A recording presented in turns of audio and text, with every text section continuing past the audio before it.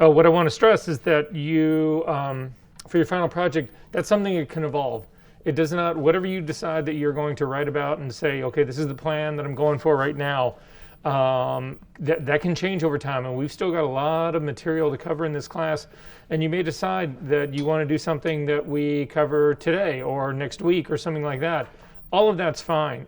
What I'm trying to do is keep you from waiting till the last minute to come up with a project idea 3 weeks out before the end of the semester. So that's really what this whole thing is about. So I just want to reiterate that part out there. So something I don't think I did in this class, but it's been that kind of semester. Did I show you guys any of the work that people turned in for final projects from previous semesters? Okay, that's something I'd like to do right here, because again, I also want to make sure that, again, even though I said day one in this class, class one, that this was not a fashion and beauty class, I just sort of want to reiterate that part. So I'm going to go through these pretty quickly, show you there's a lot of stuff that's here, but it'll sort of hopefully give you an idea that pretty much the gloves are off when it comes to this stuff. It really, the thing that I'm hoping happens is that you actually use the work that you do for the final project in this class really is work that you can use in your own portfolio for your own career development and so on. I really want this to apply to your work. The last thing in the world I want anybody to do is do these meaningless assignments just to satisfy the final requirement for this class, and then the minute the class is over, throw the pictures in the garbage because you don't care about them. That's not what I want at all. I want this to somehow apply. So hopefully showing you some of the stuff from past work will help assure you that there's a way indeed to do that. The first thing I'm going to show you here, and I'm just going to do it here on this screen instead of opening it up, unless there's some real reason to actually show you, open up something earlier. But this was Alex 2 or 3 years ago, 3 or 4 years ago, whatever, who was really interested in doing architecture. And you can see what he ends up doing in this, which I thought was really a pretty interesting idea, is that he closes up all the windows of all these buildings. And he creates these sort of like city urban patterns that are sort of layered. Anyway, again, pretty interesting, but again, clearly not the typical stuff that beauty fashion stuff that we're talking about. Austin actually created these spaces. So he shot these, so these are real spaces that he actually photographed in, but the building and structures in them are totally created after the fact. So they're not only put into this space, but the buildings are completely made by him. Some of the stuff I think worked a little bit better than the others. I think there's a big scale issue that's going on in here. It would be, I mean, these buildings right here would be, 2 miles tall. There were some issues about that. But then some of it became these just really compelling photographs, these sort of like monoliths that existed in these spaces. They were actually really interesting, I thought. Well done. Sean did some, and you'll get a sense, he was into doing composites. So I'll show you, it's sort of a quick run through about how he sort of like did this stuff. So he started with this space, and I'm going to plant this seed right now. If any of you are interested in thinking about doing compositing, that's fine. The trick to this, though, is to think about the order in which you do your shooting. It is far easier to recreate available lighting in the studio to match an outdoor scene and an in-studio scene than it is to do it the other way around. If you do your shooting in the studio first, then you are forced into finding days. If you're going to do if you're mixing, basically this is a conversation about mixing images that are shot in the studio with images that are shot outdoors with available light. So if you're going to do that kind of mixing, again, shooting the pictures in the studio first and then having to go out and find days where the available light matches what you did in the studio can be incredibly challenging. It's so much easier to do it the other way around. Shoot your outdoor pictures first, because then you can go in and match that lighting in the studio. It's much easier to control the lighting in the studio to match an outdoor scene than the other way around. So at any rate, I just bring that up because this is the work that he did. So his outdoor scene, this is what he shot in the studio, and his composite. Outdoor scene, green screen, and then composite. This is what I thought. This one I thought was actually especially successful here. His outdoor scene, his in the studio scene, and his composite, again, I thought that one was actually pretty successful. And this was actually another favorite of mine. His outdoor scene, his in-studio scene, and his composite, all pretty well done. Don't need to show you all of his stuff, but Devin did. I'm going to show you a single image of his. He was really into doing compositing and really into doing these stories. At any rate, he managed to get access to a real ambulance where he shot the initial interior of this was shot. And then the figures on all this, every single one of these figures was shot separately. None of them were in the studio at the same time together. So the stuff like where this guy's arm is around this girl, all of this was he actually engineered and put into place. It's all done in perspective, and it was actually shockingly well done image. So this was compositing at pretty much the highest level. These were some sort of fantasy stuff. I know that at least I've read a couple of the treatments already for the final projects, and there's people who are talking about considering doing some sci-fi work, and that happens quite a bit in here. So this is just an example of a student who is actually doing things that were sort of moving along those lines. These sort of like, I wouldn't really call them surreal, but these otherworldly landscapes would probably be a better way of putting it. Some of it, not so, but at any rate. And then again, sort of what becomes more, for me, digital illustration is the way I react to this kind of work right here. But at any rate, people shoot food. And so this was somebody, Haley was actually interested in shooting food. And so this was some of the images that she, it was the theme that she decided to pursue. It makes for a pretty cohesive group of elements. One thing I will say about this is that I think her compositing technique was fine, but I think her lighting in this maybe lacked something. So don't lose sight of all the other photographic knowledge, practice, and whatnot that you guys possess and maintain. This I thought was actually pretty well lit and pretty well done. So I'll show you that. You guys know the moose painting moose not painting, but the moose mural that's on the wall back there that they took down, they put back up. Jacob Watts is the person who shot that picture. And Jacob was really interested in doing, the way he phrased it, or the body of work that he was doing when he was in this class, was really more about the consequences of war on children, which is an especially pertinent topic given our situation today. And he's created these, so these are these sort of like collage slash poster slash pieces that he built that were sort of all meant to kind of address that. And this stuff is probably 6-7 years old now, so way before what's going on right now. A little bit small on this, but some of these are a little bit easier to recognize. So stuff like this, a little bit easier to sort of recognize kind of the vibe that he was going for in some of this stuff. Some things were, but anyway, they were really sort of interesting body of work. A lot of texture, a lot of other stuff in here. I mean, anyway, I just wanted to show you that. Sorry to be blowing through this stuff, but this is more about showing you the expansive ideas that people have pursued in this class, as opposed to really showing you these images in a way that you would be able to critique them and treat them as, anyway, you get where I'm going. So this is Jeff. He did these really sort of interesting MC Escher kind of twists on perspective.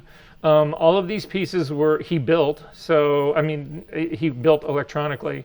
And you'll sort of see they were these sort of textures or landscapes or whatever that he found that he then turned into these geometric shapes and then laid them out onto these sort of like gradient backgrounds and stuff.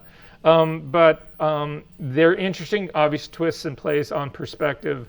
But again, they were built out of common things. Like this one is one of the easier ones to see. Was sort of this chunk of sod, grass kind of thing that he built.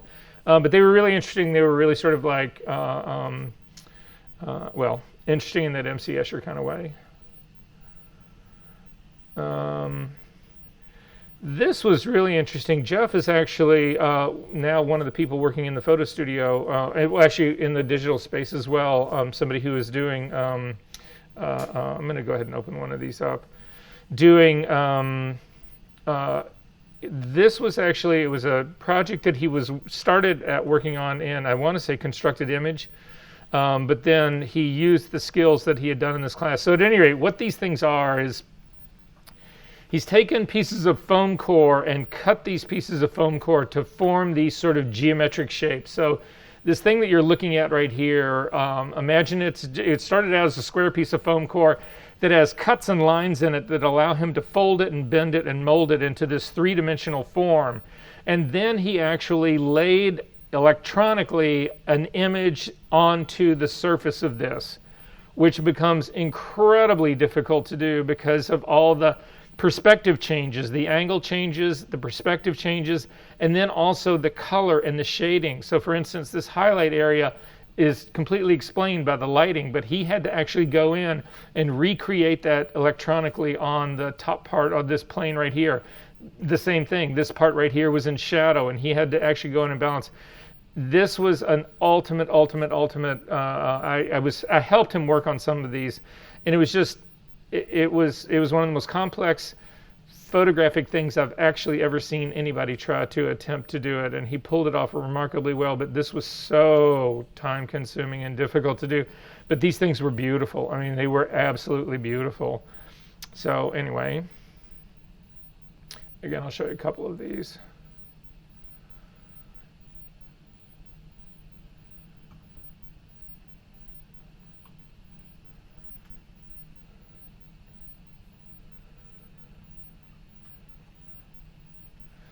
Joe did, and this is, you'll see, it's not, he's certainly not the first person to do this, not the last person to do this.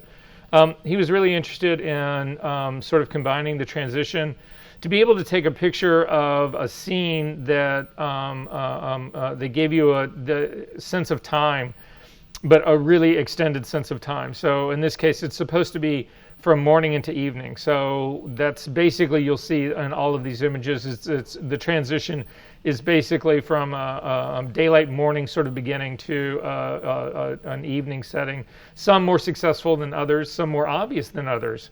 So in this one, it was almost sort of like, it could have been not just day to night, it could also have been storm to not storm, whatever. Anyway, some of these, again, I think were more successful than others. Some were more obvious than others. This would be one of them.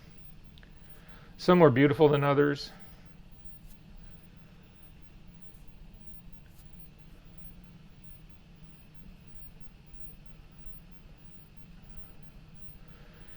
So when, and I am going to open both of these to show you these, because these are really, one of the things that you realize about retouching is that if it's done really, really well, nobody knows you did anything.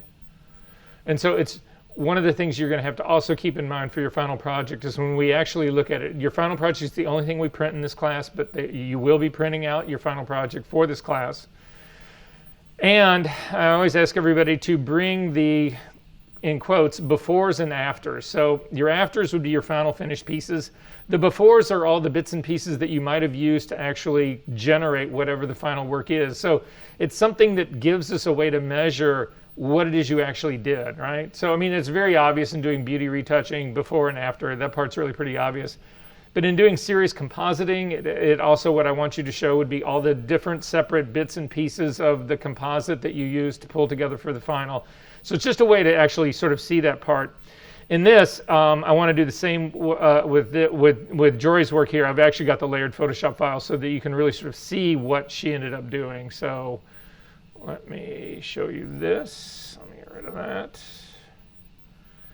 So this first one, so basically it's a building interior. This is right after Columbia College had bought the Johnson Publish building, which is up there, which is no longer part of the Columbia College. It's actually a building that's been sold. Anyway, students had access to the building, and the building essentially, it had been built in the 70s, and it was, when they decorated and they did the entire part of that, it was all very, very, very 70s, and they never did anything to change it. It was like a 70s museum. And she went in to actually photograph these interiors. So I'm going to show you this stuff up a little bit closer. And it looks pretty wild. And so again, you would look at this and say, well, yeah, it looks like an empty space, but this is what the space looked like when she went in.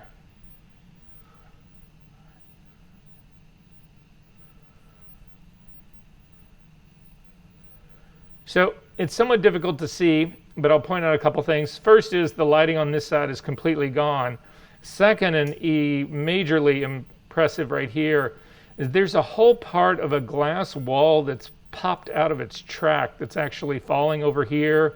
A bunch of lights that are out, all that kind of stuff. So again, this is where she was. This is the photograph she made. And this is what she ended up with. Remarkably well done. Everything all squared up, blah, blah, blah. Anyway, I'm going to show you another one that, again, looks extremely simple until you realize the amount of work that actually goes into it.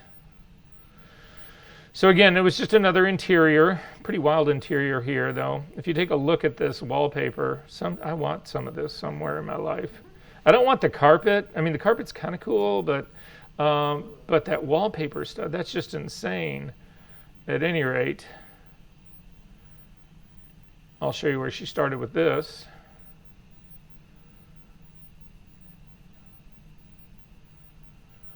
And what I loved about it was that she didn't even bother to pick up the vertical blinds that were on the floor. She didn't bother to move them. She just chose to retouch them out.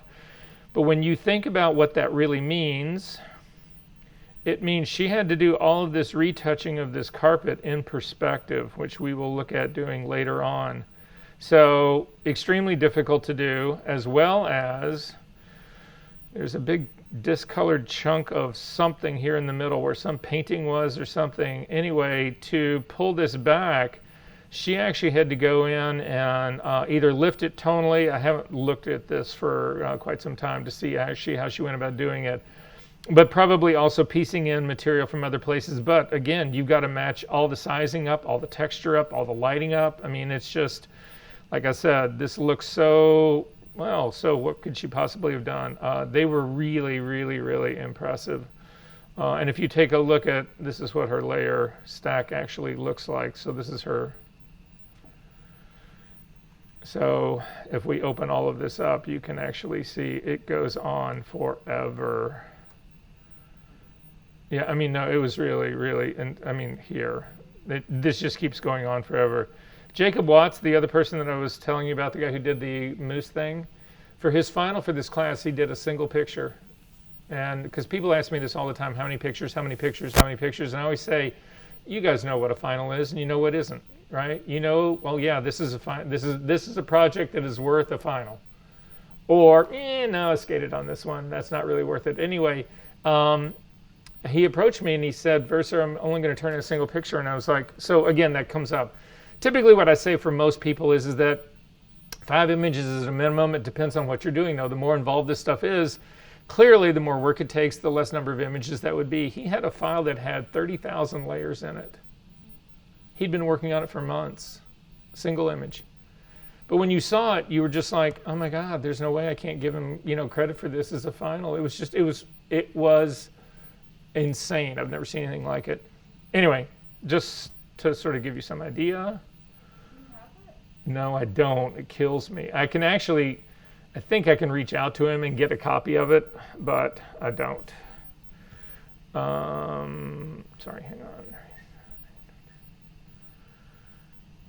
Almost done.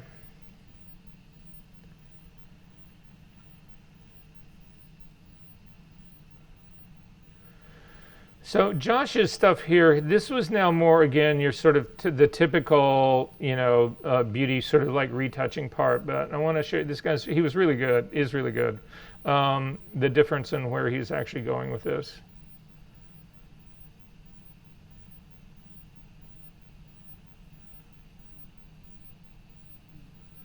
Yeah, so if that's the direction you're going to go, challenge yourself.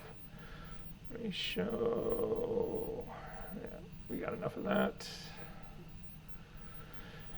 Kai was one of the few grad students that have ever taken this class, and I don't think, well, these actually may be, I'll see, because the resolution and bridge is horrible.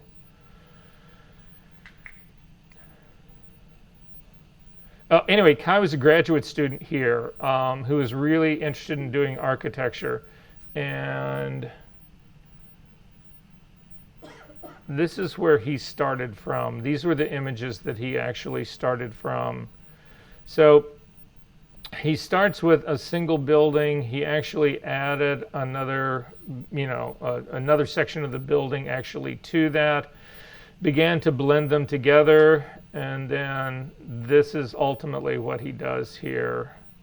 So I'll just turn this part on. Now here.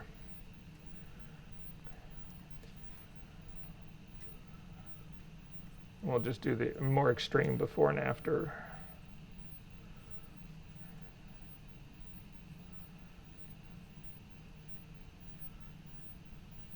So he builds these buildings, and then he went in and he lit the buildings. You can see all the inside. He relights the interiors. He actually puts grass. He actually built all of this grass for the yard. And they were these spectacularly beautiful images, and they were these huge prints. I mean, they were really, really, really, really, really, really, really stunning. So, yeah, anyway.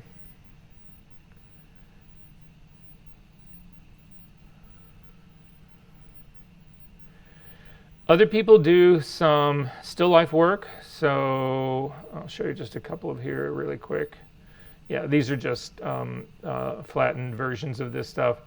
But they were these really beautiful, splash photography, still life sort of pieces that had been created. And there's a lot of pieces that go into this. Now, you find that in a lot of, especially splash, that kind of photography, you end up you end up doing a lot of versions of splashing, and then you pick and choose and piece together the parts of it to build the ultimate splash for your final thing. But this is also where she's lighting the bottles and this kind of stuff on here. It's 5-10 frames of different lighting to actually create the particular shadows and highlights that she's actually got on this stuff. So she was doing these again. I thought these were extremely strong in terms of all of this stuff. But again, made up of many pieces. So.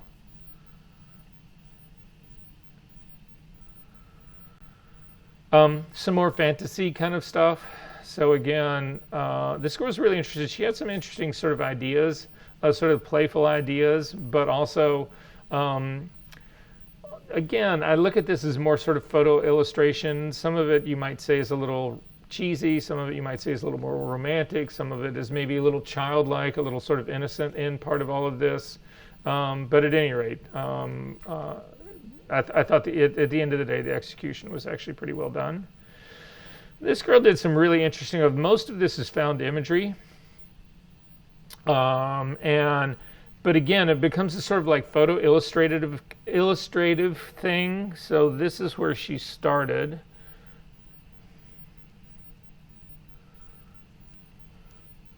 So they were runway photographs to begin with, and then this is what she ultimately turned it all into.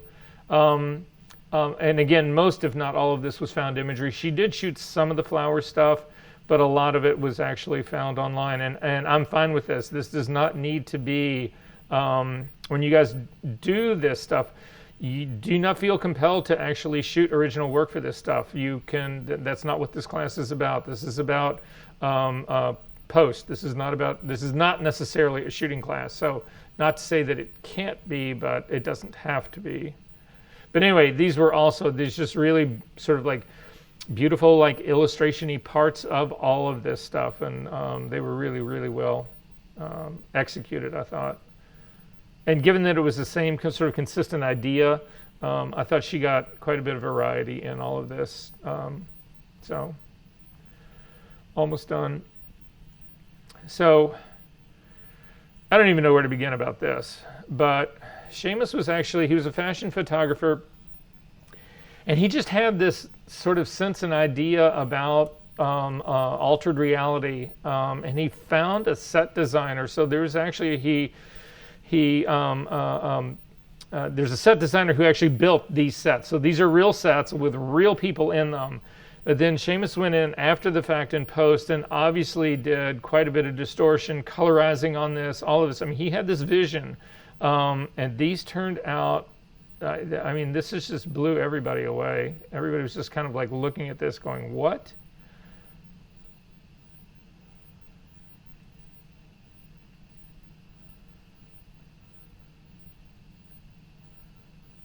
I mean, they were really, like I say, they were really very sort of compelling, interesting spins.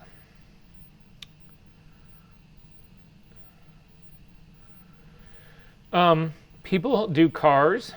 So Terry was actually really into doing cars. And so this was a set of images that he did. Again, some of these I think a little more successful than the others. This one actually worked really pretty well for me. This one, there's a real color imbalance or exposure imbalance. It kind of shows you where it is. This one maybe a little bit more so. This one, you know. But at any rate, this is a toy car that's actually 12 inches long that he actually put into real spaces. So the places that, this is actually a place that's right under, this is going down somewhere on lower Wacker. But at any rate, he took these images to a car dealership. There's a car dealership here that deals in really high-end exotic cars, whatever, and they hired him to photograph their cars. So all of a sudden, he gets the real Ferrari, and he's like driving it around looking for places to shoot it. Anyway, so just, yeah, stranger things. So Tim, and this is where I'll end on this one, because I think you guys have a pretty good idea that sky's the limit here in terms of what you could or could not do. Tim is actually Tim has a company here in Chicago, and what he does that I think is really interesting, it's what a lot of retouchers ultimately do in New York, retouchers and digital tech. So Tim bills himself as a digital tech to come and hang out at your studio while you're actually shooting. But he also is a master retoucher, and what he does is, or the way he applies, or the way he sort of augments all of that his value and his importance and his rate, is that while you're actually shooting, if a photographer's actually shooting, if you've got your retoucher sitting right there saying, you know, if you do this, this, and this, that will actually make it easier to put this, this, and this together. And I know that for the fashion people in here, Stephen Meisel does not shoot without his retoucher sitting on set. Nick Knight does not shoot without his retoucher on set. There are people there who are always saying to them, okay, if you're going to do this and this is ultimately what you want, we need to actually do this as well to help us get the piece that we can use to ultimately build this final image. Anyway, that's what Tim does. And to show you how effective this can be, I'll show you the before and after here.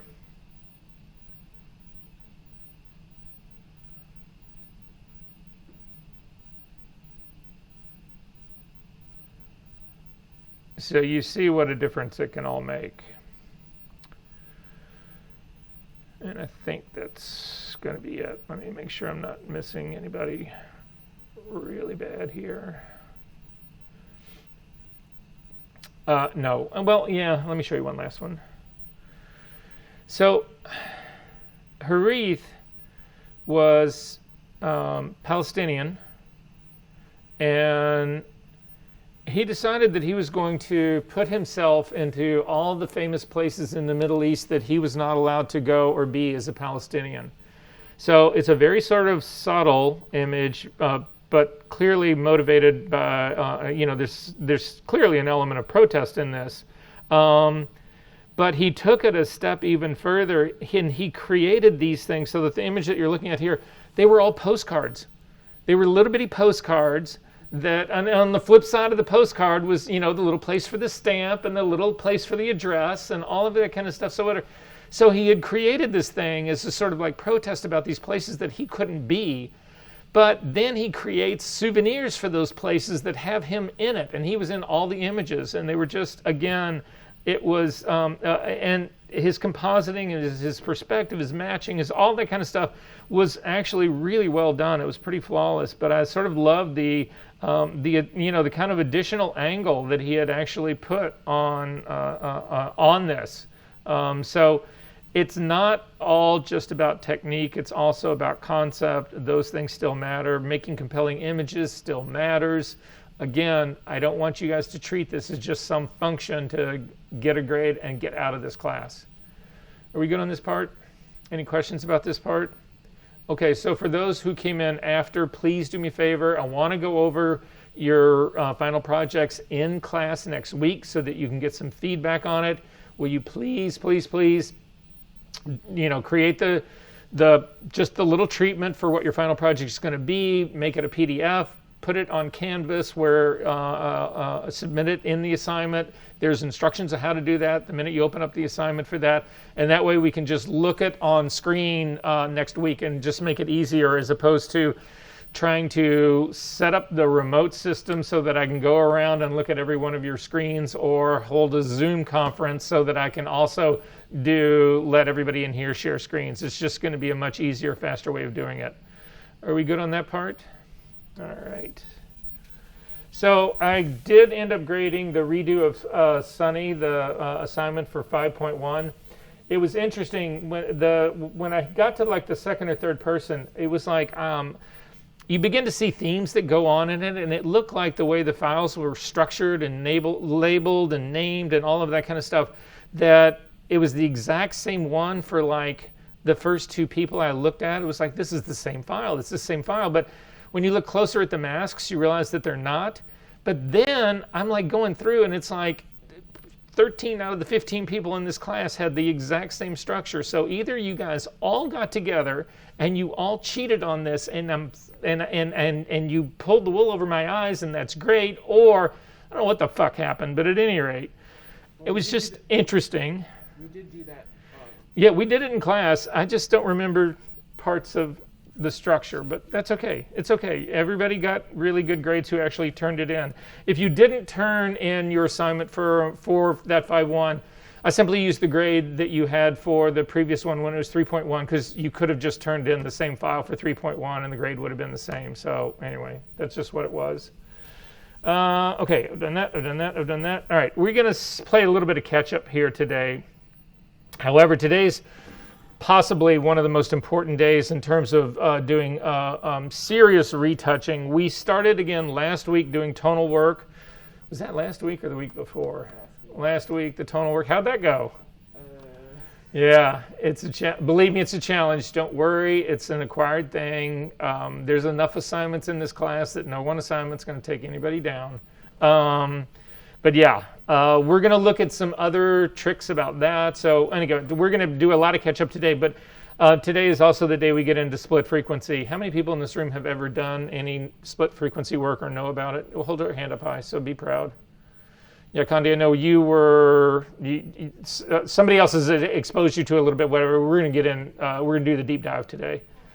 Okay, but anyway, before we do that, I want to do a little catching up first. And so the first file that I want you to open, if you will, is, hold on one second.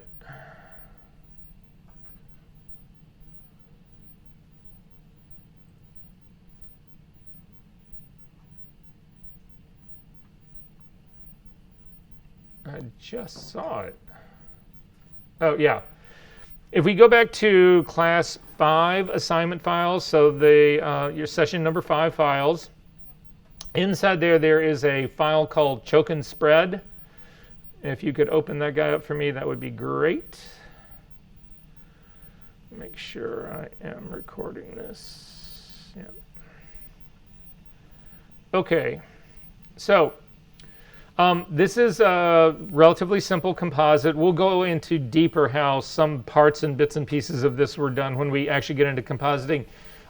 This week, right now, we'll get through Choke and Spread. Next week, I'm fairly certain we start compositing in a pretty serious way. So I know you guys have been, people who've been interested in doing that.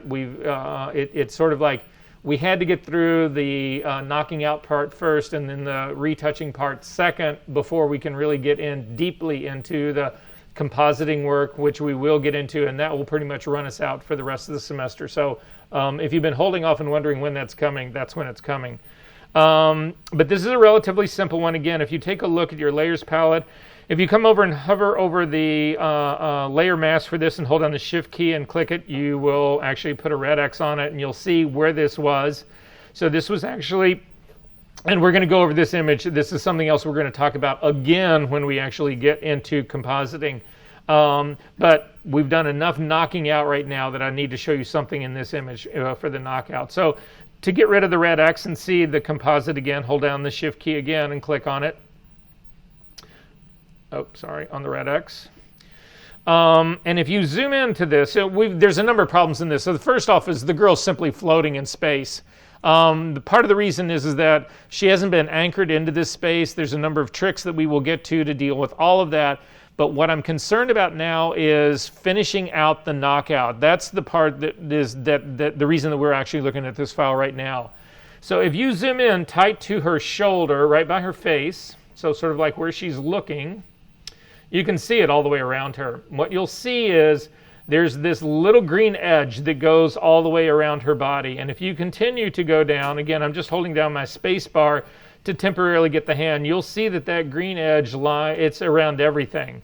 That's very different than the spill. Now, if you look at her glove, for instance, that's against her hip, you'll see that there's a green spill coming onto that glove. That's very different than this green line that I'm talking about. The green line that I'm actually talking about surrounds everything. It surrounds her hair, it surrounds her face, it surrounds everything. Again, the part that I'm concerned the most about right now is the part that is on her, that's on the coat. And if you go down, continue to go down, you'll see that that same green line continues on her shorts and on the sides of her legs, all that kind of stuff. It's there all the time. So we need to remove that. And remember, I told you guys before that, and you can go here with me really quickly. If you select your mask for this and go, so I'm just selecting the mask on the top layer, coming up to the select menu down to select and mask. We go into the select and mask workspace, and you don't need to pay any attention to anything that you're seeing right now. What I wanted to just show you is, if you come down on the right-hand side, the global refinements, these were all about doing your mask. And this is all about, this is where you see doing smoothing things out, feathering things, doing contrast, shifting edges. And I promised you guys when we first looked at this that there was a better, more intuitive way of doing this work than these controls right here. That's what we're going to do right now. So if you've gone into this space, we're not going to do the work here. Simply hit cancel.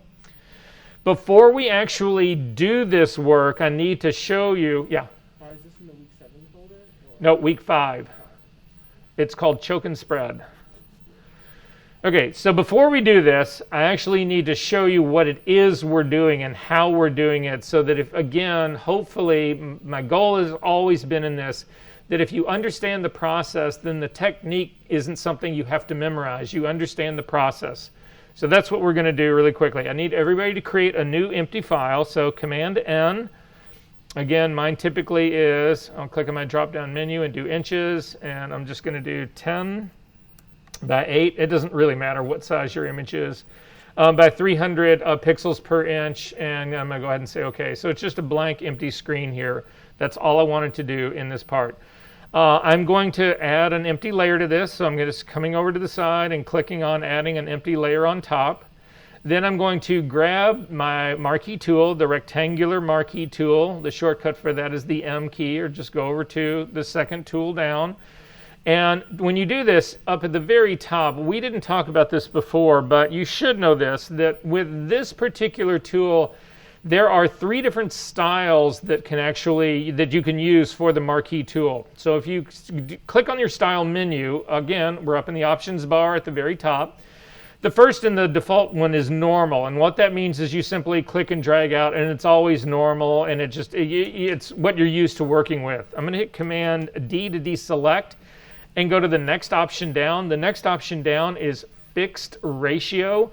This is how you can do things where you know the size of something that you want it to ultimately be. So I know for sure that my format that I like to crop images for my website and for publication, that kind of stuff, tends to have a 6:4:5 ratio. So 6:4:5 ratio is the ratio there would be either 6 and 4.5 or 60 and 45 or 600 and 450. They're all the same ratio. It's all the exact same. So you can type in the width and the height. So for mine, I'm going to type in 45 from that width and 60 from the height. And then when I click and drag out, you'll notice that the ratio remains fixed. And so this allows me to actually lay it on top of an image to preview what that image is what the cropping is ultimately going to look like. And so for me, that actually works out really well. Hit Command D to deselect. If you wanted to do the vertical version of that, you simply click on the two arrows between the width and the height, and it'll just flip the numbers. So now when we click out, we have a horizontal instead of a vertical. So again, it can be a great help. The last one down is fixed size. And in fixed size, you usually will get it in pixels. That's the default. You'll see that's what PX stands for. You can change that. The reason I've got PX right now is again, my rulers are showing. If yours are not, make sure you go to the View menu, come down, and actually check Mark by Ruler so that they do show. If you hover now over the ruler with your cursor and hold down the Control key, however you get a right click. And for Windows people, it's the right mouse side. For Mac people, it's a double finger swipe on your trackpad, or hold down the Control button and click. You'll get a drop-down menu. You can get your rulers to give you any increments. It can be in inches and centimeters and millimeters and points, picas, or percentages. So that's what's basically going on here. Typically, this PX would actually then, if inches were your default, then this would come into inches. But nonetheless, now when you actually click, it'll actually give you that exact dimension, and you can see that's really quite small here. So let's change this. I'm going to hit Command D to deselect. We'll change this and go up to 300 pixels per inch. Remember, that's what my resolution is. So it should give me an exact inch on this. And then simply come out and click, and it'll give you, again, it just builds the exact size for you. Again, this is just another useful tool so that you guys are aware of that. That's got nothing to do with our choke and spread right now. So Command D to deselect. I'm actually going to go back up to normal style for this, and I'm simply going to click and drag out a big rectangle that sits here in the middle. Now the reason I want your rulers to show is we need to put guidelines on the edge of this. So that's what we're actually going to do. I'm going to click and come down and drag a guideline point that drops down. I'm going to pull in another one down. I'm just pulling in. They should snap to your rectangle. So I'm going to drag another side out and another side out here. And then finally, I'm going to save this selection just in case I need to get to it really fast again. So I'm going to go up to the Select menu, down to Save Selection, and I'm just going to call it square or rectangle. And say OK to that. Command D to deselect. Command D to deselect. I'm going to fill this layer right now with black. So again, first thing I'm going to do is hit the D key to default my foreground and background colors to black and white. If black is your foreground color, then simply hold down Option and Delete, or if you're on Windows, that's Option backspace. And it'll fill it with black. All we needed to do. I'm going to load that selection again now. So let me see how I want to do this. How do I want to do this? How do I want to do this?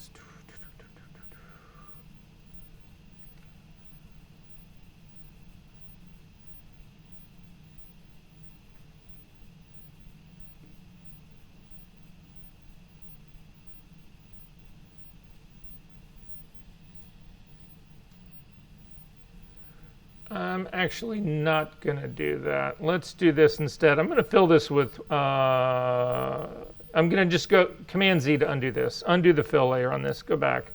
So I'm just got an empty blank layer sitting on white. Yeah, that's how I'm going to do it. And I'm going to load the selection again. So up to the Select menu, down to Load Selection. And let's go ahead and use the drop-down menu to pick rectangle and say OK. Just brings back the marching ants. And I'm going to fill this with black. Again, black is my foreground color, so Option Delete fills it. Command D to deselect. I'm actually going to merge this down now into my background color. So I've just got a square, a black square sitting in the middle of a white sea. So to merge down, the easiest way to do it is Command E, and it'll actually simply move it down. So then if we zoom into this and take a look at it, I'm just coming into one of the corners.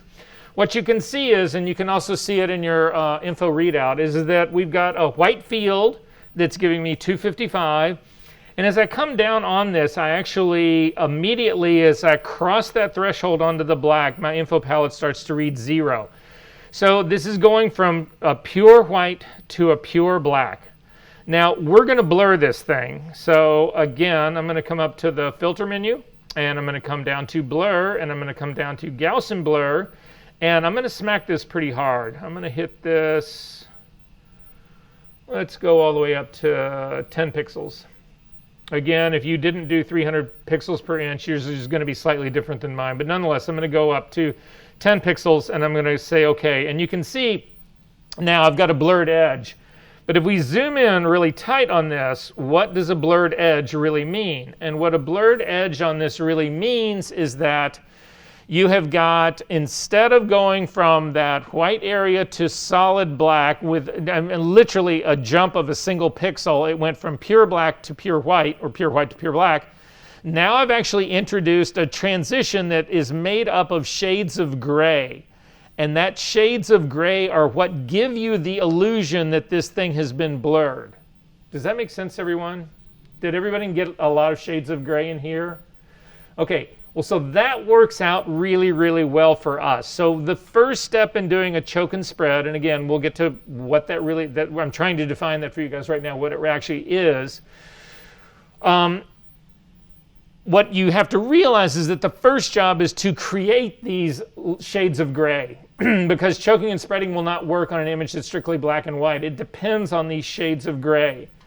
So now we're going to run levels on this. So I'm just going to hit Command L. We don't need to make an adjustment layer on this. You just need to sort of see what's actually going on here. And I'm going to grab the shadow slider of this right now, and I'm going to start dragging the shadow slider right underneath the histogram towards the right. And as we do, you'll notice that the black is actually moving. And as I continue to go, it actually goes beyond the border where I actually started from. So now the image is the content of this image, the black part, is actually larger than it was originally. Remember, originally it was defined by these guidelines. But what I have done is I've introduced those grays that existed in the black area and the white area both. And now I'm using levels to say, I want those grays to be black. And as a consequence, my black image gets larger. This is called a spread. It's actually making it larger. Does that make sense, everyone? What's going on? You can drag the black slider all the way back again down, and now grab the white slider and start to drag it to the left. Now what I'm doing is I'm saying I want all of those mid grays, all those in-between grays to become white. And now my image is actually smaller than the bounding guidelines that I had. That's called a choke. The term choke and spreading actually comes, it's really old language for in the printing industry. For all I know, Guggenheim used it way back when. Is it Guggenheim? Bible, right? Anyway, nonetheless. Choking and spreading. Does that make sense what this is all about? Okay, so that's how we're going to fix our layer masks. You can cancel out of this. You can throw this image away. We don't need it. You don't need to save it. So what we're going to do is this. Now, if we come back to our image, if you want to see the mask by itself, and I'm actually down by her leg, but I'm going to come up higher. I'll come up more by her. So we're all sort of on the same page here.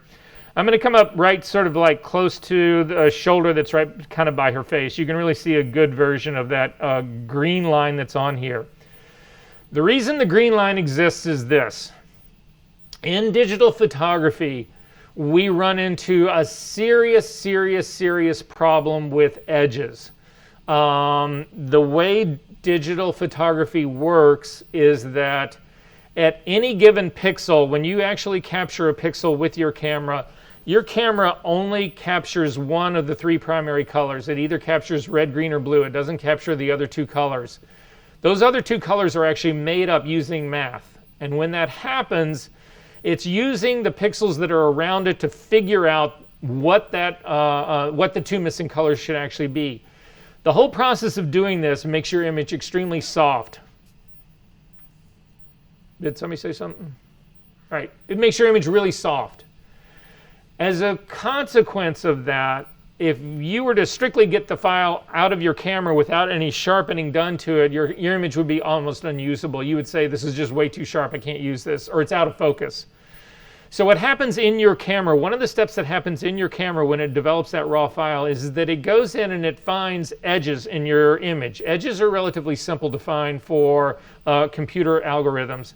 It finds the edges of your images and it sharpens those edges. And so you feel like the image is not soft. The trick to it is to understand is that sharpening is a contrast move.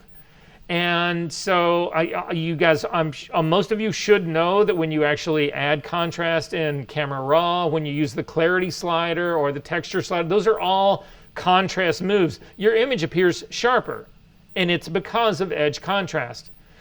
This happens automatically in your camera. You can't shut this off in your camera. So this is a consequence of the camera manufacturer design that we get this edge. The reason we're getting it is that the knockout was done fine. However, the green that's around here is not the same as the green that is in the rest of the green screen. This green that's right in here that you're seeing right here has had contrast run on it, making it actually darker than the green background that's there. So the knockout worked fine, but because this green is not the same as the green on the background because of edge sharpening, we get this halo. Does that make sense, everybody? What's the problem is? Okay. So we need to get rid of this problem. However, getting rid of this problem is not as easy as it might seem because we have two different subject matters that are really going on here that we have to deal with. One is the green line that's going around here. The other is actually the feathery edge that is her hair. Now, I've got spill in here, but I do not have edge contrast in this hair. The hair is actually way too fine and way too small for me to pick up the green edge that actually probably is in that hair. What I'm seeing in the hair is spill. It's not that green line because, again, this is not a hard edge in here. So I've got two problems that I have to fix. And the easiest way to fix them is, or the best way of fixing this is to use history. So that's what we're going to do in this. If you click on your history palette, I want to make sure first that everybody's got their history palette set up correctly. So if you look at the little three lines that are directly to the right of the word that says history and click on that and come down to history options, make sure that this is how it's set up. The first one, automatically create first snapshot, should be on by default. The automatically create new snapshot when saving is not, and it should be. You should check that. And then finally, this show new snapshot dialog by default should also be checked, and it's not by default. So make sure that those three are checked and that allow nonlinear is not checked and make layer visible also unchecked, and say OK. Now we're going to hit a snapshot of this. So I'm going to come down. It's the little camera that sits at the bottom of the history palette.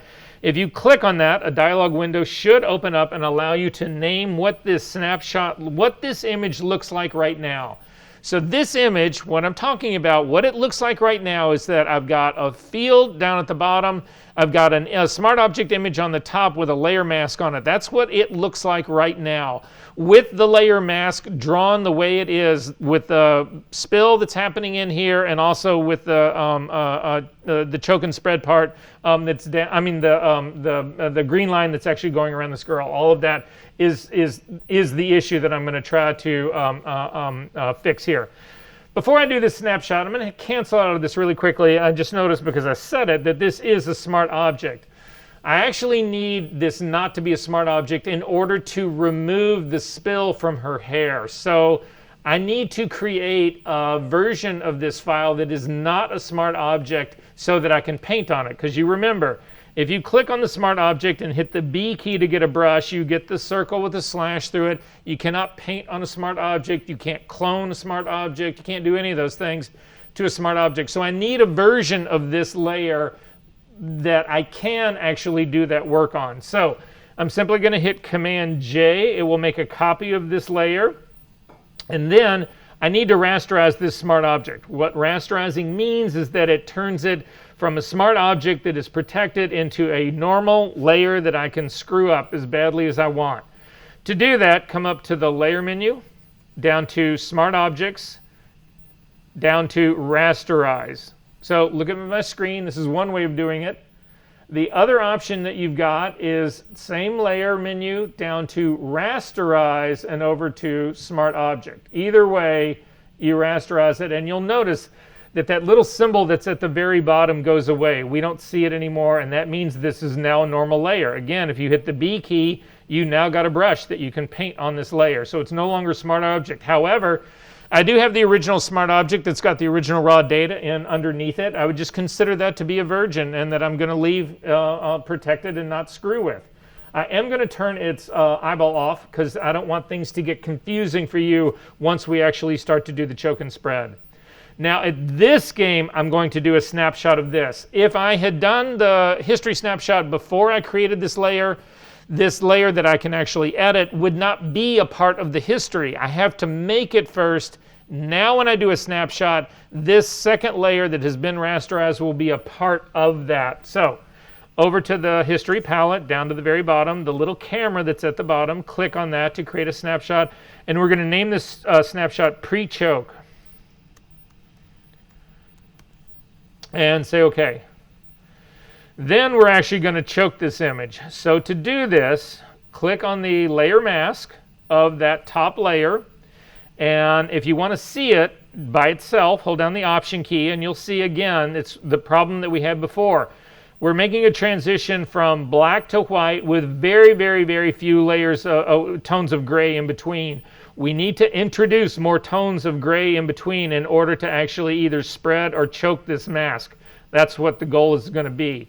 So I'm going to do this in real time so that you can see it on the mask. You guys can do it. Actually, you don't need to be looking at just the mask. You can watch what happens in the figure. We'll do both here just to make sure everyone gets what's going on. So my first move is to actually blur the mask. So make sure the mask is selected. The brackets are around the mask. Up to the filter menu, down to blur, down to Gaussian Blur. And in this case, 10 pixels is way too much. Now, there's no given number I can tell you which is the right amount to actually do the blur. Part of this depends on the resolution of your image. If you've got a really high resolution image, your blur will be larger. If you've got a really low res image, it's going to be lower. What I typically do is look for, I'm going to drag this down to around a 2 or 3, some 4. I'm looking in here, right here, I'm at a 3. And I've actually introduced a relatively good set of grays in between the two. Again, I'm going to zoom in on my screen so you can sort of see what I'm talking about. And then I'm going to use the preview to go on and off so that you can see I've added those sets of grays to this, and I feel like this is good. Now, if this doesn't work because you either blurred the image too much or you blurred it too little, it's not a problem. You simply go back and you redo it. So it's not going to be the end of the world. Again, this is non-destructive. We're not working on our virgin copy of this image. We'll be fine. So then I'm going to actually choke this thing. Now, I'm going to cancel out of this really quickly so that you can see it while I'm looking at the entire image. So now I'm looking at my image. Again, I'm going to select my layer mask. I'm going to do that same amount of blur, Gaussian blur, and I'm going to do 3 pixels. And you can see it actually makes the problem worse. Now, I know these images well enough looking at this. I actually think that this 3 pixels, well, this came back to a 10 pixel. I was going to say, this is way too much. Let me crank this down to 3 pixels. And you can see that indeed what it ends up doing is it actually makes the problem worse. Now I've even got more of a glow. That is by design. Go ahead and say OK to that. And then we're going to choke this thing. So again, still working on the layer mask. Hit Command L to bring up the levels dialog box. Now, I'll be honest with you. I don't ever remember if I take enough time, I can remember whether I should be moving the black slider or the white slider. It doesn't really matter. As soon as you start doing the work, you'll see that it either does what you want it to do or it makes what you're trying to do even worse. So I'm going to grab the black slider, because that is the right one, the black slider, and start to drag it to the right. And you'll see that the image begins to choke. I'm choking that mask down, and the line is beginning to disappear.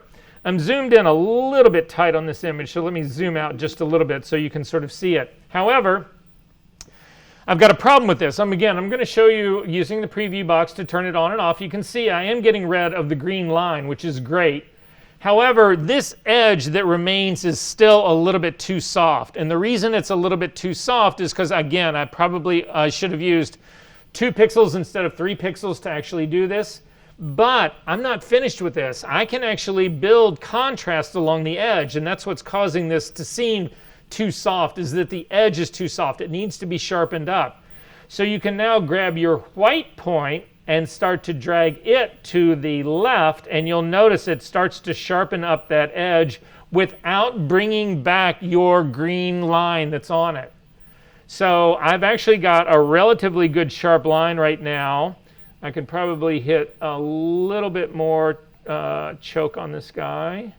You don't want to bring them exactly together. If you bring the white point and the black point right next to each other, it ends up looking like a line that you cut out using the pen tool. The line will be actually too sharp. But this is actually looking pretty good to me. I actually think this part's going to work. And again, you can use your preview check mark to turn it on and off to see the difference of what's going on here. And this looks right to me. So if you want the same numbers that I had 172 for my shadow point and 229 for my white. This is not your homework, so you don't need to worry about that. I'm going to go ahead and say OK to this. And immediately, before you do anything else, you do another history snapshot. So over to the history palette, click on the little camera again. It'll come up, and you name this history state post choke. And say OK to that.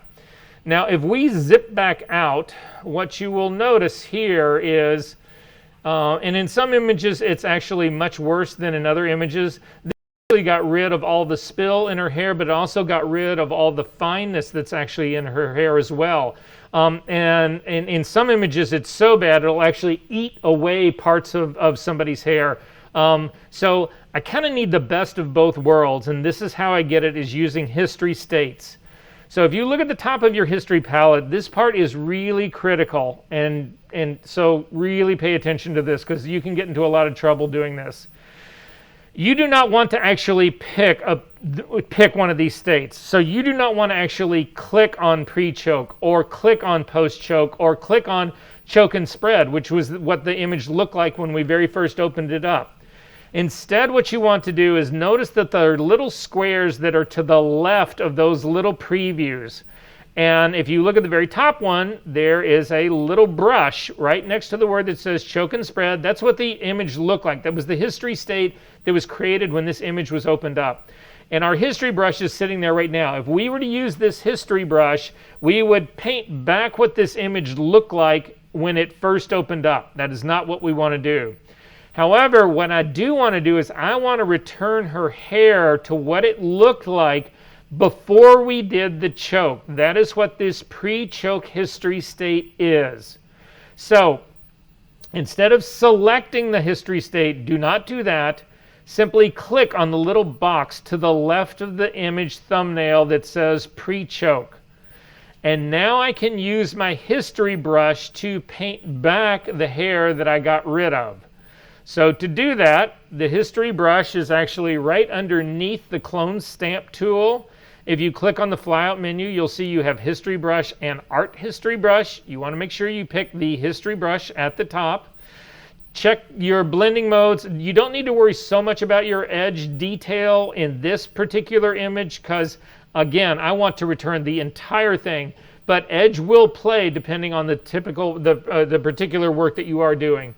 I am going to leave my blending mode at normal. You can actually use blending modes, though, with a history brush. So if you only wanted to, say, make things lighter using a history state, you could actually pick lighten. So, but in this case, normal is fine. 100% opacity and 100% flow. Again, all of those play a role in this. I'm going to make my brush slightly larger. Make sure that you do have the mask that we are working on, because that's what we need to change back to what it looked like in the pre-choke state. So I'm going to come over now here to her hair, and I'm simply going to start painting along that line. And you see it brings back all the fine hair along with all the spill. That's okay. That's what I actually wanted to do in all of this. I wanted to bring this part back. So now if we take a look at the rest of her body, you can actually see that the choke part is actually gone. I do still have spill on that, but I want you to come all the way down to her boot, down at the very bottom. This is a place that you can run into real problems, and again, it's where we have these really hard lines. In this pre-choke state, if you look at her boot on the left-hand side, I think that our choke actually ate into the top of the boot. Right here, this part, this is boot that's missing. I'm going to again use my history state, the pre-choke state, to actually paint that detail back in. You'll see also on the bottom of the boot, there's all of this has been choked. Even if it didn't need to be choked, it has been. So I'm going to paint along the bottom of this to return the entire bottom heel of the boot. In addition to the bottom of the heel at the very back of it, I've got to return all of that state. Now, if you've done this, if you take a look at my image on the very back of the heel right here, I actually brought that green line back. I don't want that green line. That is not spilled. That is that same green line.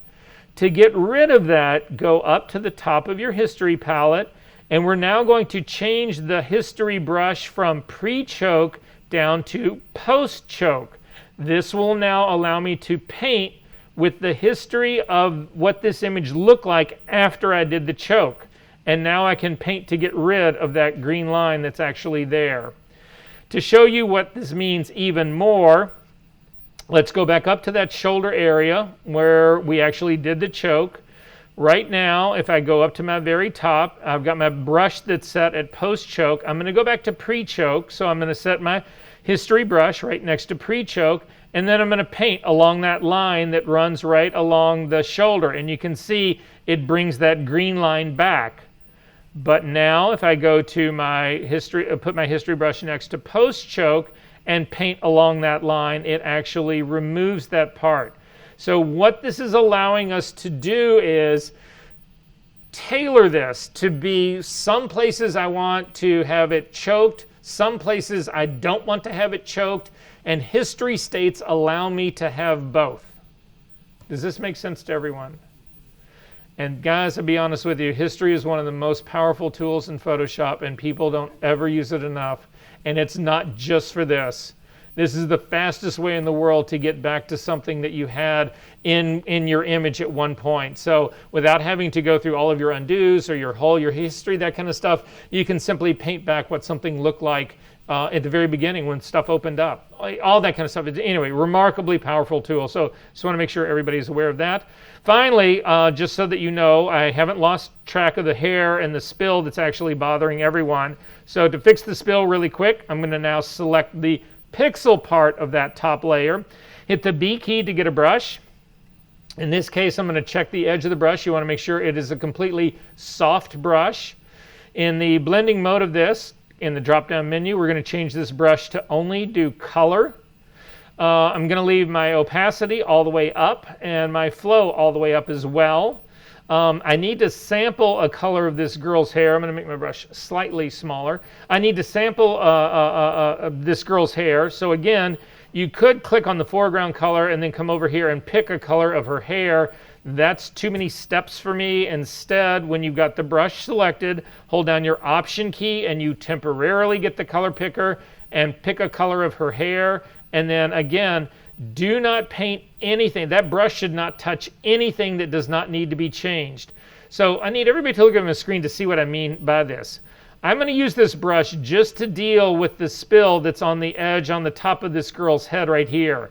And it works out really well. But look what happens if I just paint this brush right on this part of her hair that's like right in the middle. I destroy all the variation in color. That is now the only difference that we're seeing in here is luminosity. We're seeing lights and darks, but the color in that area is all one single color, and that's completely unnatural. So again, you don't want this brush to touch anything that does not need to be fixed, and the only thing that needs to be fixed is the green spill. So don't go wild with this brush, and for God's sake, don't start with the brush on the inside and move out. You're always starting from the outside moving in. So I'm going to hit Command Z to undo that. And resample often. You can see that the very ends of this right here in this area on my screen actually got hit with that paler color. There's a lot of red that's in this area that's right here. So I'm going to pick the red. If you paint the wrong color, it doesn't matter. You can simply change the color and paint it again. So I'm going to sample this more reddish hair that's flying out, holding down the Option key and click, and then return that part to the red right there. However, in my screen, looking at my screen, and it's on this one as well, it's too red. So I'm going to hit Command Z to undo that, and instead you can actually either drop the opacity down to like 50% or bring your flow way down so that you can build it in slowly. And now I can actually add small amounts of red, and that's a much better blend into the rest of the hair. Again, I resample as many times as I possibly can to change the color for all the spill removal, especially when we get down to this part down in the bottom. It's pretty dark in here. This is still at only a 50%, so take it back up to 100%, and it'll get rid of that. Sample the top of her head and get rid of that. Resample to do the bangs. Resample for this area that's inside here. And we are good to go. And if you want to see now the difference in your image from the beginning, go ahead and do another history state. Call it, I'm just going to call it final. And say OK to that. Zoom out a little bit. I'm not going to zoom all the way out, so this way you can see everything else.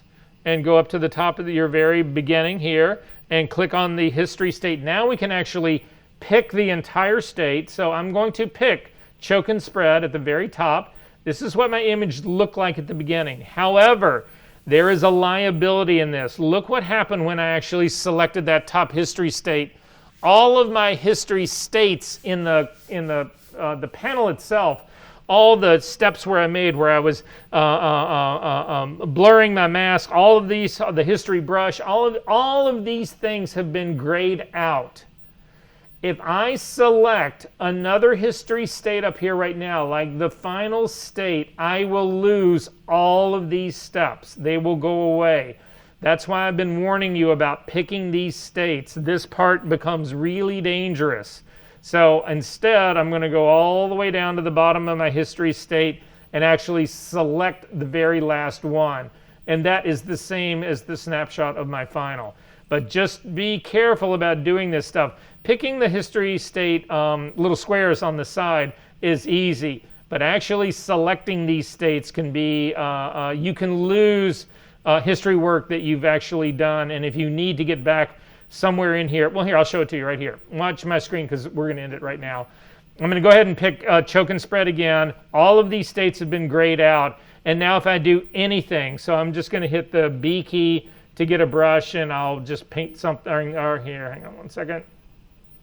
I'll go to my history here, and I'll just paint something like that. You can see that what's happened is that I've lost all of my history states. Now, I've still got the history, the saving parts at the very top, but all of those steps of history that I had before, they're actually all gone. Questions about this? You can close this guy up.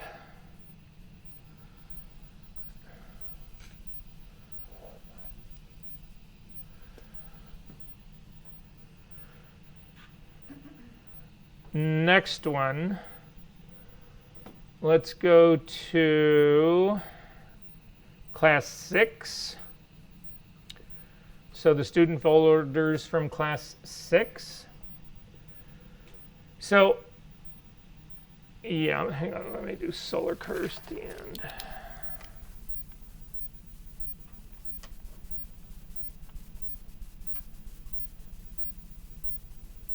How many guys, when you were doing the tonal retouching, were blinded by the skin tone? You know it if you did it. If you sat there for hour after hour actually doing it, all of a sudden your eyes, you're struggling. Your eyes get blinded by looking at that same skin tone for hour after hour after hour, and it starts to be really difficult to discriminate what you're really trying to do. Did anybody run into that? Everybody does. I run into it all the time. So there's tricks to actually making that a little bit easier for you, and so I want to show you those tricks right now. So let's do this. If you can, let's go back to, did it start in 3? No. In 4.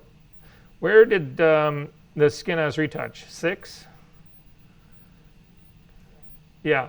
So just, and if you've got your own Skin as Retouch version of it, whatever, I'm just going to open up the original file from assignment number 6. If you've got yours, that's fine. You can go ahead and open yours as well. This part doesn't really actually matter. I just need a version of this open so that you can actually see how we actually go about doing this. So I have actually got, I'm going to throw around everything in mine except for the original background layer. So I'm just going to start here again. I'm just showing you technique here. This is not going to be a part of your homework, but you'll just sort of see how it actually ultimately works. So again, you get into this area and you stare at this thing for hour after hour after hour, trying to make the darker parts lighter and the lighter parts darker. That was the trick that we were trying to go through in doing all of this. But again, the color will eventually saturate your eyes to the point that you really struggle with this to see. It starts to get to be bothersome, the whole 9 yards. So the trick to fixing this is, the first thing I'm going to do is I'm going to build my retouching, tonal retouching for this really quickly. So it'd be great if you guys would do this with me. You can actually start from scratch, just like I've gotten here. You can throw all your layers if it's on your file. It doesn't matter. We're not going to save this file. So if you close it and don't save it, you're not going to lose any of your work. But to make my foreground and background colors again, I'm going to click on my foreground color really quick. I'm going to sample her skin. I get a hue of 28. I'm going to click on the brightness. I'm making my dodging color right now. I'm going to crank it up into the low 90s, the low mid 90s. I'm going to click on saturation and pull it down again somewhere around the teens, mid-teens. Again, not all the way down. That will make it white. And I'm going to go ahead and say OK to that. That is my my dodging color. I'm going to click on the background color picker right now and do the same thing. I'm going to simply sample her skin tone. I get the same hue of 28 degrees. That's fine. I'm going to click on my brightness slider and pull the saturation, pull the brightness down. Again, not all the way down, but I'm going to get down somewhere in the teens. That looks good. I'm going to take the saturation though and push it up. I usually get in the saturation somewhere in the mid 50s. So I've got my dodging and burning colors. I'm going to hit the B key to get a brush. I'm going to click on the hardness and make sure it is a completely soft brush. I'm going to make sure that the blending mode is normal. I'm going to make sure that my opacity is 6%. Perfect. And now I'm actually ready to go. I'm going to now build my adjustment layer, my tonal retouching layer. So to do that, I'm going to hover over the little box that is at the bottom of the layers palette to add a new layer, to create a new layer. Hold down the Option key before you click on it, because that way you get the dialog box that allows you to name it and to then put in and to do the entire setup. So I'm going to click on this, dialog box opens up. I'm going to call this Tonal Retouch Small.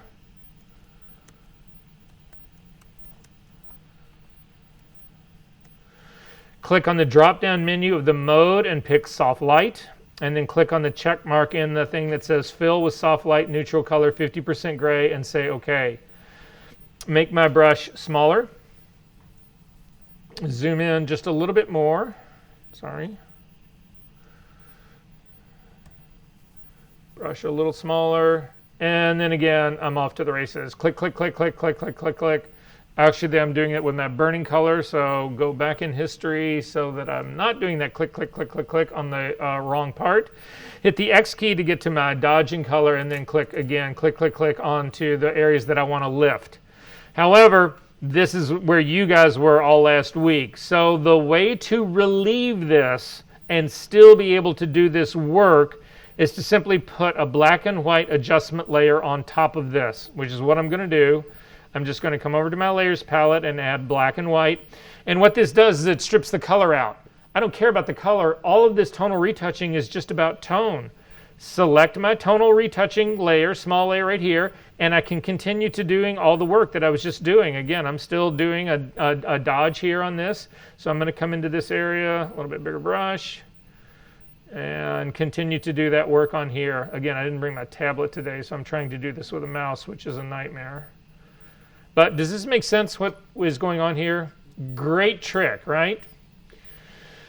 Really quickly, I want to get rid of that black and white adjustment layer. but it's the one, it's a go-to for a lot of people. However, there are other adjustment layers that we can use that will point out different things for us to help us not only give relief to our eyes, but also to be able to see things that maybe we couldn't see before. To do that, I want everybody to open up the car, the red car from the very beginning. So go back to our assignments. I think there's a copy of the red car in your file number 1. I think, yep, redcar.psd. It's simply easier to see it here than it is to see it on the skin. You can close the skin as retouch. Again, don't save it. None of the work we did there is worth saving, especially if it's the work that you actually did and turned in. I'm going to hide my others right here. I'm going to double click on the hand to get the car to show up. So let's say, for instance, I'm going to zoom in here to, if you take a look at the front bumper of the car furthest to the right-hand side, you'll see that there's actually something that's reflecting in the metal of the car right here. So take a look at my screen if you can't see what I'm talking about. It's a lighter area of this metal right here. I want to go ahead and make that not so obvious. I want to retouch that part out. The problem that we have with doing that, though, is that I don't know where to actually sample to do this from. This could be a tonal retouch. In all likelihood, though, this is more of a clone stamp issue to actually fix this because of the transitions of the metal part. There are really hard edges on here. So basically what I would be looking for here is, where can I find something, where do I actually set my source to actually be able to do this? Pick my source. And the way you do it is, one of the ways is to actually use something called solar curves. And I'm going to show you what a set of solar curves are, just to give you an idea so that you know what you're talking about. And if it turns out that these work for you, great. They don't work in every single situation. They're pretty wild, but anyway, I'm going to show them to you right now because you've got a set of them and you should know you have them. So we're going to start out by simply adding a curve to this thing. So I'm going to click again on adding an adjustment layer at the bottom of my layers palette, come up and say I want to add a curve to this. The curve dialog box will actually open up here. However, I want to load a preset curve in here that we do not have right now. To do that, at the very top of the Properties palette, where it says Properties, the little tab at the very top, go all the way across to the right-hand side to the little 3 menu lines and click on that to get a drop-down menu. And in this drop-down menu, we are going to load a curve preset. So again, take a look at my screen. This is a curve that I've already built and saved for you guys. As a matter of fact, there's 10 of them. So I'm going to go ahead and say, okay, load curve preset. And a dialog box should open up. And if you go to your folder, I'm going to say it's in class 6, I think. It is. It's in class 6. There's a folder inside there called Solar Curves. And if you click it open, you will see that there's 10 of them in here. They are numbered 1 through 10. Is everybody able to find your solar curves? Click on the one at the very top, the number 1 curve, and go ahead and say OK to this. And you'll see that something really wild happens to your image. And take a look at the curve. The way the curve actually is, it's an oscillating curve that actually just jumps up and down and up and down and up and down. And you can see the reason they call it a solar curve. If anybody in this room has ever done solarization for print solarization, if you look at Old Man Ray work, he was really famous for doing solarizing, that kind of stuff, whatever. You end up having these sort of like wild, inverted, strange things that ultimately end up happening that is somewhat similar to this. Again, there's 10 of these curves, and you can build your own curves. There's an endless number. But at this stage of the game, you can actually look at it, and now you can say to yourself, okay, it really brings out that spot, this little area that's our problem area, it brings that part out. But if I needed this to actually blend into something else, where would I actually set my sample point for to actually be able to pull this off? And so for me, I'm going to come down to the bottom here. I'm going to select my background copy. I'm going to then duplicate this. Again, I'm going to do this using a clone stamp tool. I'm going to actually duplicate this. I don't want to do the clone work on an empty layer. Again, remember, if we do it on an empty layer, we do not get blending modes with the clone stamp tool. We only get blending modes with the clone stamp tool if you make a pixel copy of this bottom layer. So I'm going to select the bottom layer, Command J will make a copy of it. I'm going to double click the name and call it Pixel Retouch. And say OK. So the first move that I'm going to make on this, because I want a bigger area that I can actually retouch from, there is a highlight. And the highlight, I know what it is right here on the car. There's a small little area that's above where I want to fix. And that small little area that's from above is actually, I think, an on-camera flash. It's the spectral highlight from an on-camera flash. That's going to be the first thing that I want to fix. So I'm going to hit the S key to get the clone stamp tool.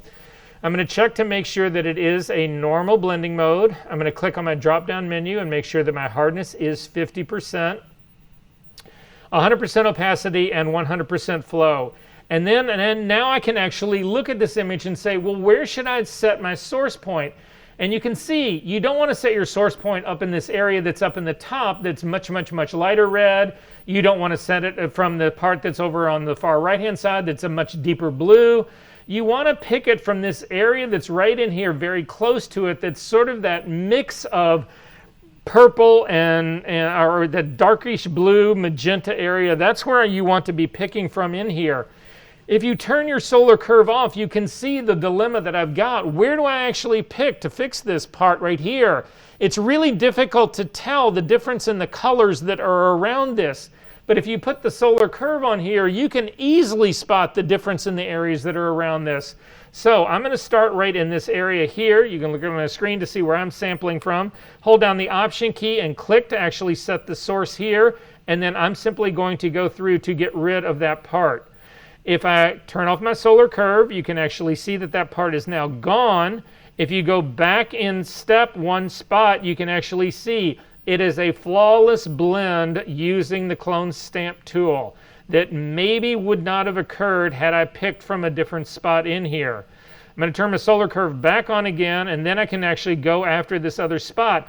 And it's going to be this very same transition here. So again, I'm going to sample up here from the top. At this stage of the game, I know I want it to be this mix of that blue and that sort of magenta-y color. So at this stage of the game, I want to turn off aligned. Remember what happens when aligned is on. If you click on it and then start to do your work, they stay in register. Your source and your destination stay in register the entire time. However, if you uncheck aligned, what happens is that every time you release your mouse button or take your stylus off of your pad, it actually goes back to the original source, which is what I want. So I'm going to pick a spot right here in the middle for my source, hold down the Option key and click to set my source, and then I'm going to try to paint down the far edge. I'm going to stop, and now if I go up to the top again, you'll actually notice that my source has actually reset up to the top. And anytime I feel like I'm running out of room, I can actually simply go back and let it reset back to the part. So I'm constantly pulling from that source, but because I'm doing a whole set of numbers here, it's actually hopefully going to give me a much better blend.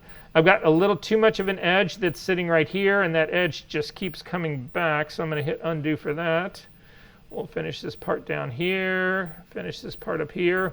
I've got one little weird edge that's going down here, and I haven't even looked at this without my solar curve, but I can spot this one little edge that I want to get rid of.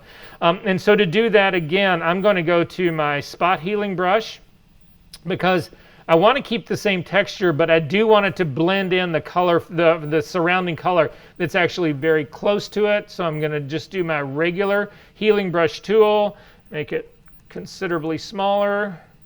I'm going to sample again something right here in the middle, and then simply come over and kick that line out. That actually made the entire problem worse, so I'm going to hit Command Z to undo that and turn off my solar curve and make sure that this actually worked for me. So now I can see that, again, I've got this hard line that's running down here. I got rid of the problem that I wanted to get rid of, but I do have that hard line that's still there. I simply want a blend of color, so I am going to do this using my the healing brush tool, again, it will actually keep the same texture, but it will blend that line in. So I'm going to start right over where I was originally, and then I'm simply going to drag down in this. Shouldn't have come that far. I'll do it from here, because again, texture doesn't matter. I'm going to pick texture from up at the top of the car and pull this whole line down, and it'll soften that edge. And so then this is the beginning and the end of my fix. But again, the solar curve let me know where to draw that from. And if you do a lot of work in metal, solar curves are your best friend, because it's really, really, really tricky to actually retouch metal in a way that's believable. This is not the only solar curve that we've actually got. I'm going to close this up. You do not need to save this. I do want to go back to the Skin Eyes Retouch really quickly because I want to show you the solar curves on it. So simply come up to your File menu, down to Open Recent, and the second entry should be that Skin Eyes Retouch that we had just opened up earlier. And again, I'm just going to run these on the top. We're not going to actually do any work. I just want to show you what the solar curves actually do. I'm going to zoom into this girl's face just a little bit. We're going to put a curve on the very top of this. So I'm going to select on my adjustment layer at the very bottom of my layers palette, come up and say add a curve. In the drop down menu here, you don't need to go to the drop down menu here yet. You can actually go, see where it says presets and it's got default at the very top of the properties panel. If you click on that drop down panel, you will actually see there's a set of predetermined curves in here that Adobe has built for you. So if you wanted to add medium contrast, it's just it's a curve that was been built and saved. But what you'll also notice is down at the bottom, you've got a thing that says solar curve number 1.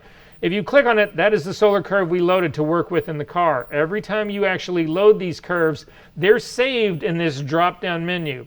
So this is one solar curve on here that doesn't really help me out in a huge amount. What I would say that it does bring out, if you actually turn it off for a second, you don't really notice the bridge. You don't notice that there's a problem of texture at the bridge of her nose right now, the part that's right between her eyes. But if you put on the solar curve, you actually can spot it. You can see this area. So solar curves also help you spot areas that maybe you didn't on first inspection, didn't realize that that was going to be a problem area for you. I'm going to show you a couple of other solar curves really quickly. I can only suggest to you, and the only thing I can tell you is that nobody can tell you what the curve should look like that will help you out. You simply, I have a collection of them and I try out different ones to see if different ones help me do different things. So I'm going to come back up. To the 3 lines, to the drop-down menu that's just to the right of properties. I'm going to do load a curve preset, and we're going to take a look at the second solar curve. So I'm simply going to set solar curve number 2 and open this one up. And you'll see it's a very different solar curve. And actually, this one is not helping me out a lot for any specific thing that's on this girl as well. So I'm going to go and do the same thing again, up to the menu to load solar curve preset. We'll take a look and see what solar curve number 3 looks like. And you can see this is an extremely wild curve. Look at the way the curve is actually drawn out in the properties menu. It actually almost inverts the image. So what was what was black has now become almost white. What was white has now become almost black. It's been completely inverted. It's very dark in here. This is actually a really good curve for certain metals, but this doesn't help me on this girl at all. I'm going to go to one last curve and see if we get anything that's better in here. Go to number 5, and we'll just see what that looks like. So in number 5, again, none of this is really helping me out a lot on this particular girl. The first one is actually showing me stuff that other things have that didn't. Look at the shape of the curve, though, in the properties panel. They end up being really these wild, wild, wild curves. The one thing that I will say to you, though, that you need to be concerned about with solar curves is this. And when you use them, just take this advice from me. If you use the black and white layer, so again, I'm going to turn this off and simply add the black and white layer. You're pretty safe on doing this. If your image looks right, if you look like you've gotten rid of the texture here, you're in pretty good shape. What would cause a problem though is if this changed the contrast. So let's say that you put on a solar curve that did this. So again, I'm going to leave it on black and white, but I'm also going to boost the contrast in this. So when we boost the contrast in this, it makes it actually easier to see the edges, the lines where you're supposed to be doing this work. However, it's also making the darker areas darker and the lighter areas lighter. That's what contrast is. So when you're using this curve to help show you the areas to actually do the retouching on, do not take it all the way there. Do not go all the way where this little dark patch disappears and the little white patch next to it disappears as well, because you will have gone too far. Again, you've put contrast on this image to spot the problem, but if you then retouch it to the point that it actually all goes away, it's going to go away based on the contrast that you've added to it, and when you turn the contrast off, you'll spot it. Does that make sense to everyone? Finally, the last thing that I can tell you about this really quickly is that there are solar curves that invert your image. So if we go back up to the top, I'm going to click and go back to solar curve number 2. That's not the one. 3. Yeah, 3 actually does an inversion of your image. In this case, things that were dark in your image are now light. Things that are light in your image are now dark. So if I was going to go in and let's say retouch her eyeball right here, you can see that this part of her eyeball right here is lighter due to the solar curve. However, the problem is it's actually darker than the rest of the image. So realize if you use a solar curve that inverts your image, that what was darker is now lighter, and so the brush that you use, you need to use the corresponding brush to do the correction that you need it to do. So if I use a curve that actually does invert my image, all this areas of skin that are dark are going to appear light. However, I need to use a dodging brush to fix it, because the problem that's underneath it is that the area is too dark. Are we good on this part?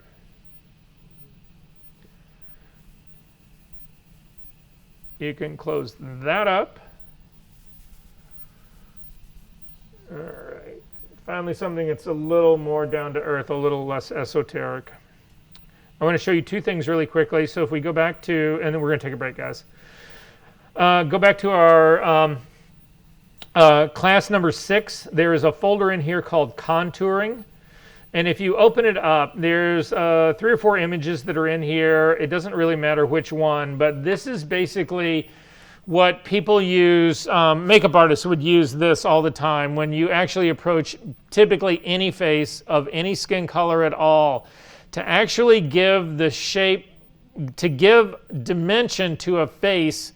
Let's say that you've completely retouched it, everything looks great. These would be tonal retouching areas on a larger order that you would actually go in to restore dimension to the face.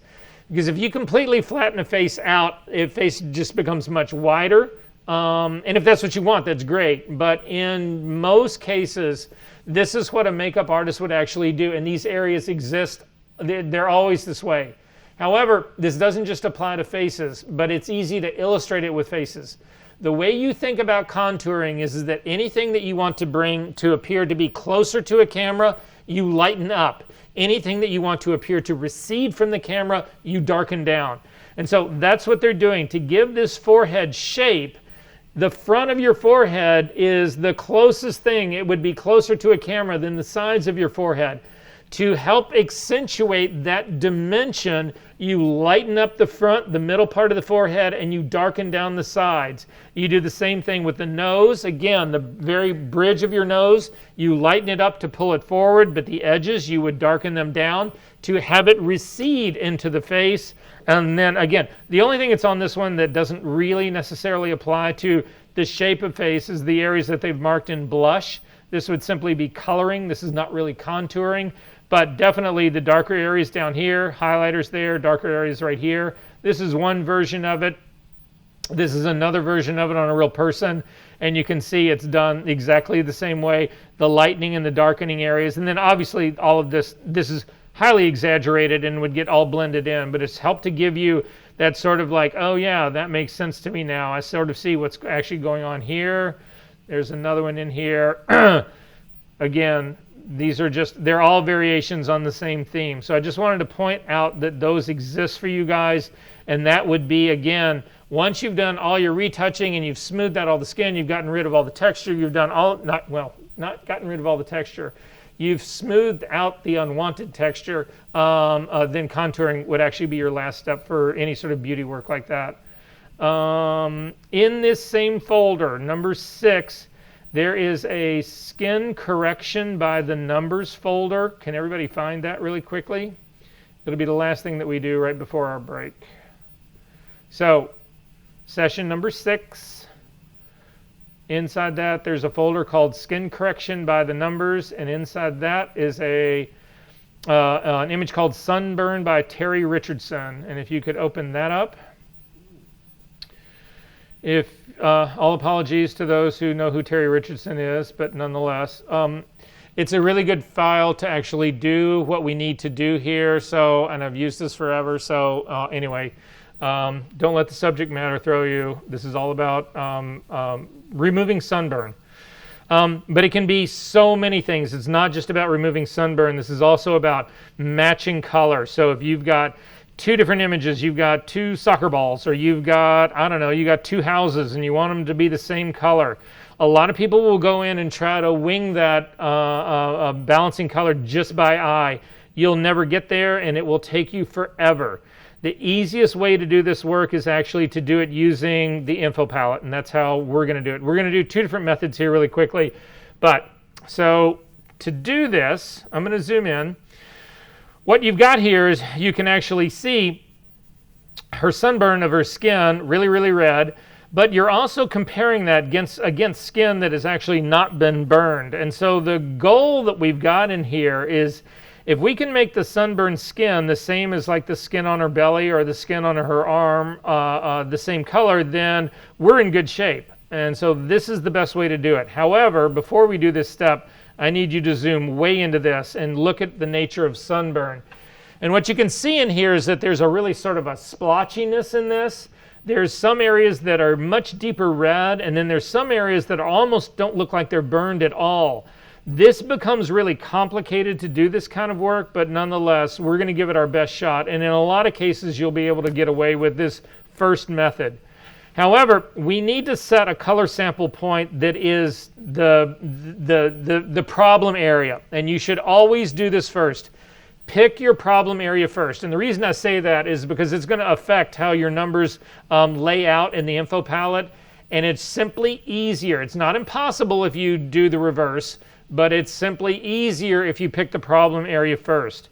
However, I need a general version of this sunburn. I'm worried that I'm going to put a sample point down on here and it's going to hit one of these areas of skin that is not as badly burned as the other.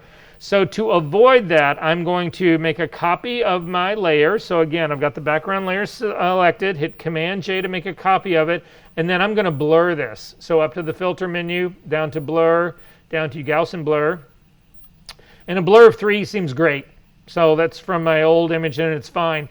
And now I can actually pick a spot in here. You can see there's little areas that are a much deeper, more burnt red, and then there's areas that are a little less burnt, a little less red. They got a little bit more green in them, a little less magenta.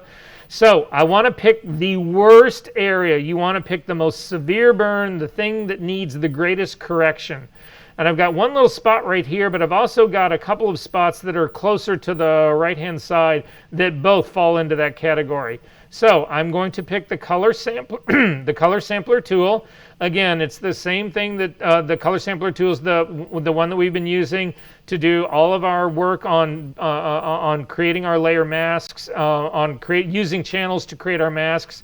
So again, it's the eyedropper tool, but it's the one underneath the color sampler tool. It's the one that leaves a point and gives you a readout in the info palette. So I'm going to pick the color sampler tool, and I'm going to come over here and click on what I think is the most red area that I can possibly get. Then I'm going to back out of this. I do not want the top part of her boob right here to actually be this white area that's never seen the sun. However, I don't want to actually use her arm either. The thing that you need to know about her arm is that In all likelihood, if her chest is sunburned, her arm probably is as well. Clearly, the area above her chest is also got sunburn in it, less, but still some in it. So the only safe spot for me to pick a source that I want her skin to actually be is going to be down here on the lower part of her, underneath her boobs, on the lower part of her stomach. So I'm going to pick a spot down here. I'm going to do something that's about right underneath each other.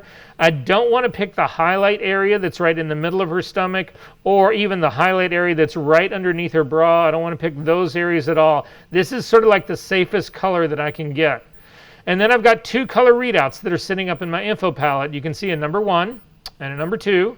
And if I'm going to fix this, the goal in this is that if I can get my number 1 numbers where I've got the problem to be the same numbers as the number 2, the one that's down here on her lower stomach, I will have gotten rid of the sunburn. That's going to be the goal.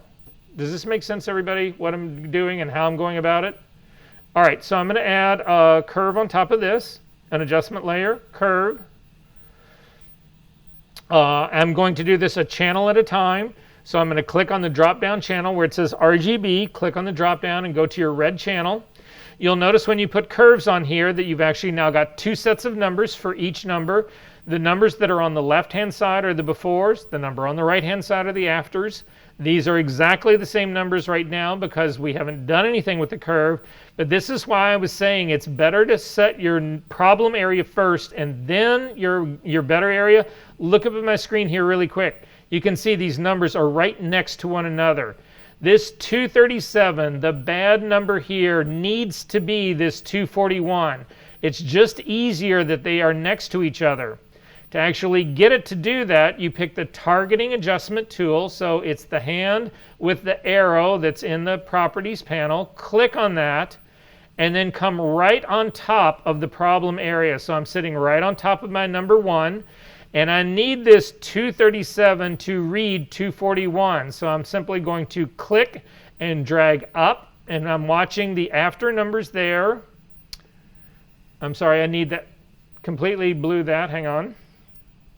I need this 241 to be 237.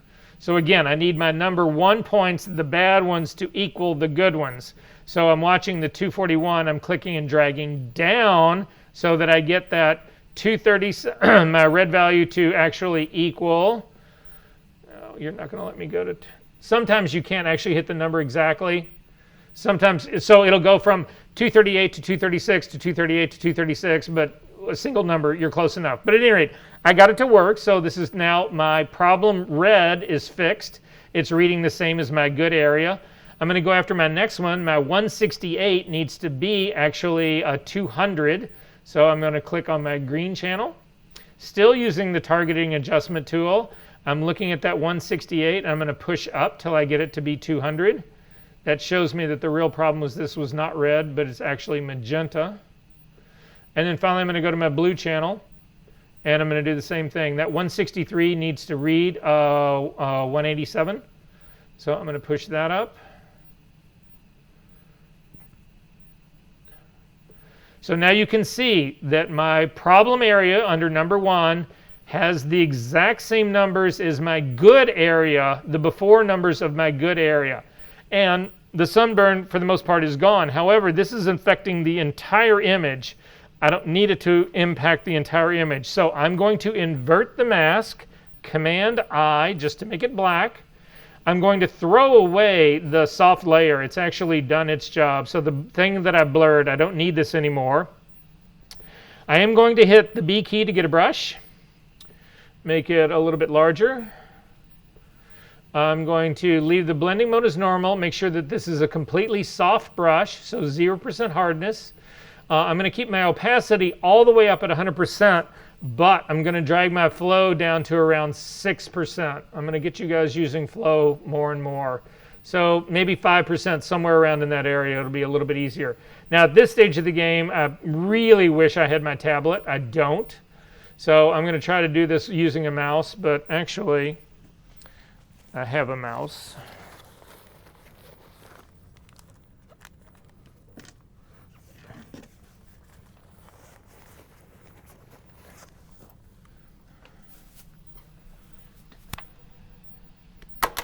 But if you have your tablet, this would be a great time to use it.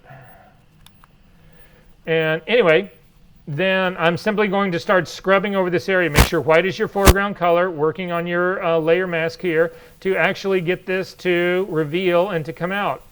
You'll notice that as you, and I move around pretty quick, you need to actually do more work up at the very top. She's got sunburn that's actually in the very top. Come back and continue to hit these areas a little bit harder. I'm going to hit the other side a little bit harder as well. Yeah, this doesn't work anywhere near as good with the mouse as it does with the tablet. You'll notice that she actually has sunburn underneath her bra in the lace. You need to remove that part.